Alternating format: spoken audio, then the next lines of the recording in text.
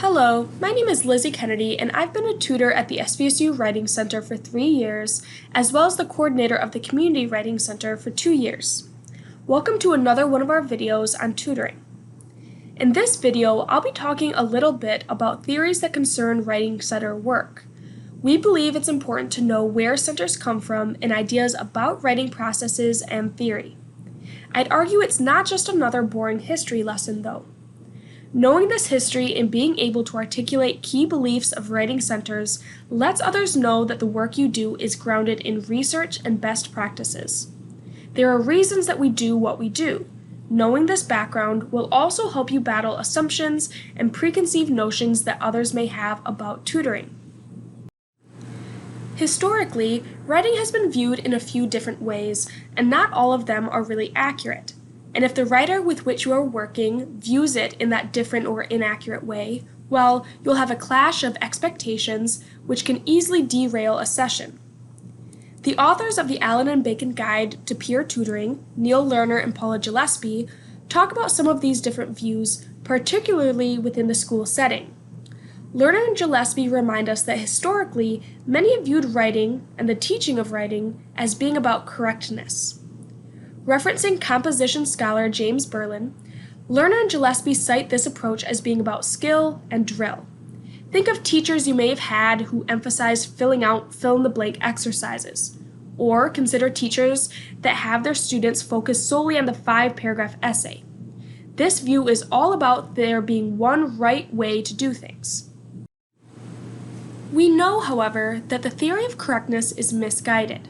A writer may be able to write grammatically perfect texts, but if they aren't saying anything of substance, that's a problem. Similarly, in the 1970s, Mina Shaughnessy wrote a text called Errors and Expectations. There, she reminded us that there are hierarchies of errors. Some errors, mostly involving sentence boundary issues like comma splices and run-ons and fragments, hurt a writer's credibility more than other errors. Also, Shaughnessy's work reminds us that we can learn about students' writing by looking at the errors that they make. Students may be operating under a misinterpretation of a rule. For example, if we know that writers are putting commas wherever they pause, it's easier to teach them a fuller understanding of the rule of commas. It's not always about pauses. In other words, whether errors involve grammar or organization, we don't assume the student is merely wrong. We need to learn how their understanding reflects a perception of a particular writing convention. Skill and drill aside, Gillespie and Lerner note that there is also the idea of the expressivist approach. This perspective recognizes that writing is inspired. We describe it in this way: the genius poet who works alone in a garret and the words just pour out. The writer works alone, the writing is often just about self-expression, and maybe there's just one draft. Much writing center work has a problem with this view. This approach doesn't necessarily follow the idea of the writing process, that effective writers work through drafts, want feedback from others, and are typically writing for others with a specific purpose in mind. Then Gillespie and Lerner remind us of what is a more realistic approach to writing. This is the social-constructivist approach that composition scholar Andrea Lunsford describes. In this view, writing is a social act. It's done to make meaning with others in mind and with others involved. Even when inspiration strikes, it doesn't mean you don't revise your work. And even if you are writing alone, you are ultimately thinking about others because you are writing for someone. You are making decisions about your audience, message, and medium. You are considering how others will respond to your work, and this informs how you organize the text, the vocabulary you use, the genre of the piece, and the tone of the piece. And if you are really engaging in the writing process, as you probably have in past classes, you may be asking others for feedback in a peer review session. It's all socially constructed. This is the approach you should be working out of. After all, we believe that tutoring is a conversation between people. The social constructivist approach also reminds us of a few things. First, writing is a way of showing what you have learned. For example, if you are writing a short, informative research paper for an English or history class, you are trying to show your teacher what you've learned about the Salem witch trials and that you know how to use the 5-paragraph essay format. The same thing goes for if you are writing a lab report. Your teacher is asking you to write down what happened in a physics experiment, usually to show that you are actually learning something about speed, velocity, and friction. Writing is also a means to make meaning for ourselves and others. Consider that research paper, particularly if it isn't merely an informative essay. What if you are doing research for an argument paper, or to persuade your audience to make a change to a policy? Whether argument or persuasion, you are making meaning for an audience. Writing, again, is a social act. And in that lab report, you engage in a discussion section to figure out what happened in the experiment. Why didn't the experiment work the way it was supposed to? Sometimes that meaning making is for ourselves. Even a simple pro-con list is a way to make meaning. And consider again that argument essay. You might start off thinking you believe in option A, but you end up writing in favor of option B. By writing, you make meaning for yourself too. You discover what you think. And finally, we of course know that writing is a process, and one that is circular in nature. As it is recursive, you pass through brainstorming, drafting, and revising at different times in the writing process for any given text, but it's all done with a specific audience and purpose in mind. That's why we do peer review. That's why we work through multiple drafts. We know that there often is a disconnect between what we intend to say and what we actually say. All those drafts help us make sure that our text is as clear as it can be for our audience. With that focus on writing as a social act in mind, let's talk about key articles and authors focusing on how writing centers operate and how they have evolved. Writing centers are everywhere now, in high schools, universities, community libraries, and sometimes online, but they really got their start in the 1980s on college campuses. They were seen as alternative spaces, some even started out in closets, where students could go for help besides the classroom. Some folks thought that these alternative places were more welcoming places for students to go to. It can, after all, be intimidating to go to a teacher and say, "I need help, I don't get what you want." Going to a peer for help was often seen as much safer. Writing centers were also seen as different from tutoring centers. In a tutoring center, you might get help with study skills or memorizing a concept for a test. Someone is helping you memorize a set of facts. The tutor is helping you learn the facts or the right way to solve an equation. And these tutors often specialized in a given subject area. If you needed math help, your tutor was a math major. Writing centers recognized, as we discussed, that writing isn't about memorization of facts, but rather a process about learning and making meaning. Writing centers weren't about red marks on a paper, but conversation between peers about improving writing. And anyone in any discipline could help give feedback on writing. One foundational author is Stephen North, who is known for his 1984 The Idea of a Writing Center. North's key takeaway that we strongly believe at the SVSU Writing Center and Center for Community Writing is that your main focus is the student in front of you, not the paper. As he says, our job is to make better writers, not better papers. You'll hear that a lot in Writing Center work, so I'll say it again. Our job is to make better writers, not better papers. And you do that by having a conversation about texts. Then there's Kenneth Bruffy and his Peer Tutoring and the Conversation of Mankind. Bruffy stressed the collaborative nature of learning and the importance of peers helping peers. Another important foundational article is Jeff Brooks' 1991 argument for minimalist tutoring. This approach is meant to ensure the tutor is not being an editor. The tutor's job, your job, is to ask open-ended questions, have a conversation about writing, and let the writer make their own decisions. As you know from other videos, these approaches reflect the importance of being non-directive and letting the student own their work. Centers aren't fix-it shops or about students who are bad writers. They're places where people have real conversations about writing. Other seminal articles and authors focus on the issue of writing centers and power. Tutoring involves peers working with one another.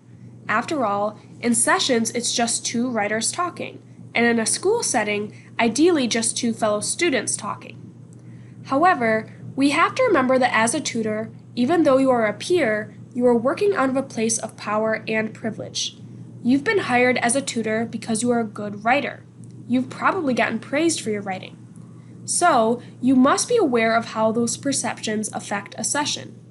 Some writers will come to the center thinking that they are a bad writer. That perception may make it hard for some students to be active participants in a session or even ask for help. We know that writing is hard work, but everyone can become an effective writer. It just takes time, commitment, and practice.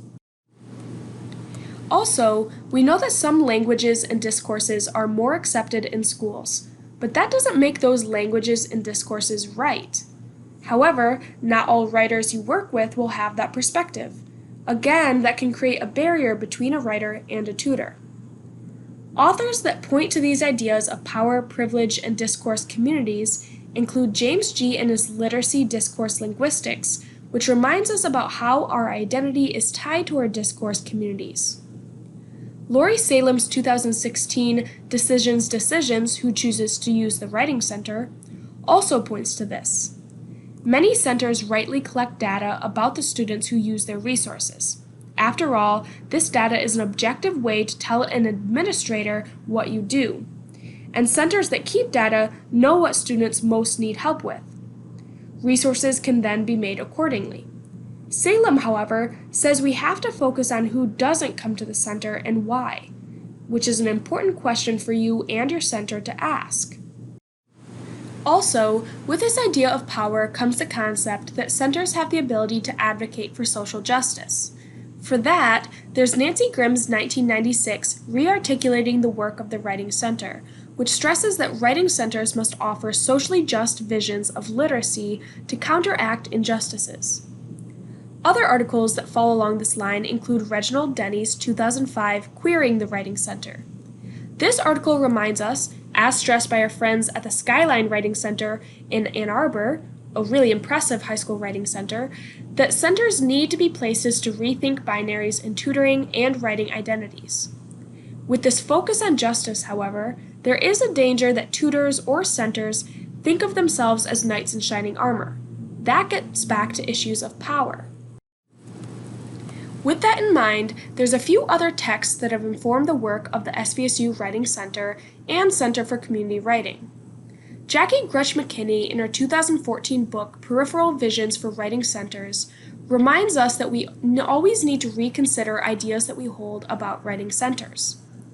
Centers are much more mainstream now, as I've said, but Grutch McKinney reminds us that we always have to be questioning what we do. If the center is like a welcoming home, we have to question whose home it is and what does it mean to welcome someone. And do all people feel welcome in the same way? How do we make everyone welcome when people define themselves so differently in terms of age, race, home language, gender, sex, ability, learning preference, teaching style, discourse community, etc.? Another important text is Tiffany Roseculp's Rhetoric of Respect. Roseculp helped establish one of the first community writing centers in the nation out in Salt Lake City. She reminds us that centers aren't just for schools, but can be started out in the community.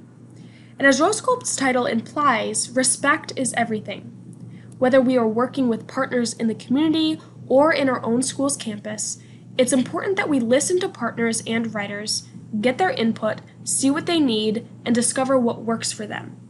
Your projects, your hours, your procedures may all be well-intentioned, but if you don't have buy-in or support from your community, you'll just find yourself waiting for sessions. We hope that you can see that Writing Center work has a long history grounded in research and practice. There's a book just put out by the Secondary Schools Writing Center Association. Its 2018 toolkit offers lots of good advice and resources for establishing a writing center. There are even journals dedicated to the field, and some of these journals, like WLN and Praxis, are online and easily accessible. They will offer you insights into current trends, best practices in tutoring, and food for thought that can help you become a more informed and proficient tutor. As you do your reading, which I hope you'll do, you'll be able to better articulate your center's mission, values, and vision to others, all of which will make your center more efficient and effective in meeting its goals. For reference, here you can find the SVSU Center's mission and vision. The Writing Center serves Saginaw Valley State University by raising the level of excellence in student writing at all levels and in all disciplines.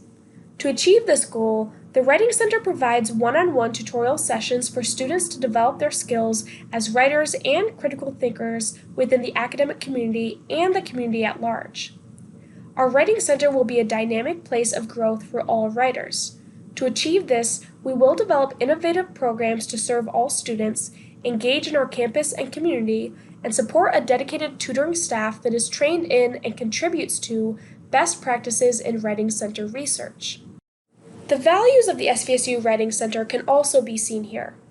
Here at the Center, we value writing as a powerful form of communication used to understand ourselves and the world around us, writing, a skill that everyone can learn as a process requiring practice and commitment, each writer and the intrinsic worth of each writer's ideas, conversations between writers and peer tutors focused on improving the writer, not simply the writing, a welcoming and inclusive environment for all writers, and learning from and contributing to our campus community and our community at large.